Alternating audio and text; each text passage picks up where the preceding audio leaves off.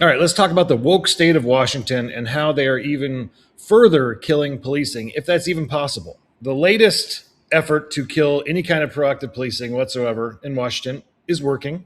And it is the Driver Privacy Act, which has just taken effect, which shuts down license plate readers. Now, they wrote this law and they pushed this law on an anti-immigration spin.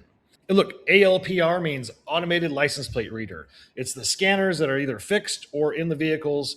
I used to have one when I worked patrol for a short period of time. We had them, and you drive down the street, and they would scan every license plate in front of you, behind you, and passing you. And you'd be driving down the street, and it'd be like stolen vehicle alert, and you'd go after the stolen car, or it would hit a car for a armed warrant or whatever. It scans for warrants, stolen vehicles.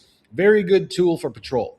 Now, lawmakers in Washington were real slick about how they presented this bill, the Driver Privacy Act. They made it about immigration, saying that these departments could not share information with immigration officials. So they banned sharing information on immigration enforcement, sharing data outside of Washington, which is the feds. And beyond just sharing data, they got into where you could collect data. Okay, so they said you can't use ALPR near schools. You can't collect near courts, food banks, places of worship.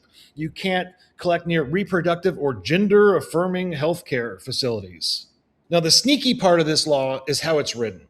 Okay, they know what the actual effect of this law will be. As soon as they say you can't collect information with these license plate readers near schools or courts or gender affirming healthcare locations, that means that these cars driving around would have to have some type of way of disabling recording while they're just driving by a school on a random patrol, which is not happening. Here's a quote from Pierce County Sheriff's spokesperson. We don't have the technology to just turn them off and on every time we're driving through a school zone or by a hospital. So they've effectively killed the ALPR program because you're seeing Seattle PD shut down 400 readers. Pierce County Sheriff is shutting down 200 readers because they can't stay compliant with this law.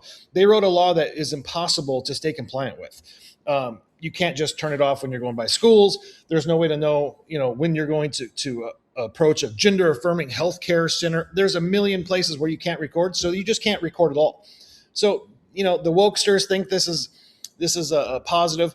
Look, I'm not a big proponent of the surveillance state. The fixed cameras, I have mixed feelings about. They do solve crimes. We're in a digital surveillance, state as it is. There's no going back. But the ALPR specifically, look, if you don't have a stolen car or a warrant tied to your plate, and you're not going to have a problem with ALPR readers. Okay, unless you're a wanted criminal or in a stolen car, you don't have any problem. So, good job, Washington. All you did was make things less safe.